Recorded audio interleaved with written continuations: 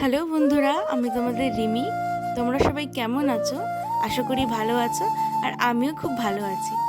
আজকে আমার মা আমাকে বলল যে আজকে যেন আমি আমার বোনের টিফিন বক্সটা নিজের হাতে রেডি করি, তাই ঝটপট রেডি করতে শুরু করে দিলাম। আজকে আমি আমার বোনের স্কুলে টিফিনের জন্য হক্কা নুডলস বানাচ্ছি। তো তার জন্য যা যা সবজি প্রয়োজন সেগুলো আমি চটপট বানিয়ে নিয়েছি। দেখতেই পাচ্ছ, অনেক সবজি ছিল, গাজর, ক্যাপসিকাম, বটবটি।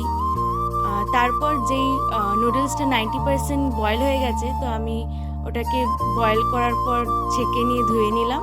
তারপর কড়াইতে তেল দিয়ে আর আস্তে আস্তে সব সবজিগুলো দিয়ে দিয়েছি। তো গাজর দিয়ে দিলাম, আর ছোটো ছোটো সয়াবিন দিলে না টেস্টটা আরও বাড়ে। তারপরে ক্যাপসিকাম দিয়ে দিয়েছি। আর আমি না একটা পেস্ট বানিয়েছিলাম, আদা টমেটো দিয়ে একটা পেস্ট।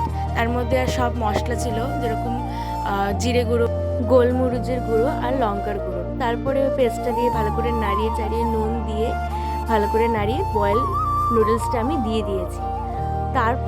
তারপরে তো জানোই, সয়া সস, টমেটো সস আর ভিনিগার, চিলি সস দিয়ে মিক্সড করে ওটাকে নাড়িয়ে তারপর ম্যাগি মশলা দিয়ে একটু নাড়িয়ে চাড়িয়ে ব্যাস আমার হক্কা নুডলস তৈরি হয়ে গেছে। তারপর আমি আমার বোনের টিফিনে দিয়ে দিলাম। তো বোনও স্কুল থেকে এসে বললো যে দিদিভাই খুব ভালো হয়েছে খেতে।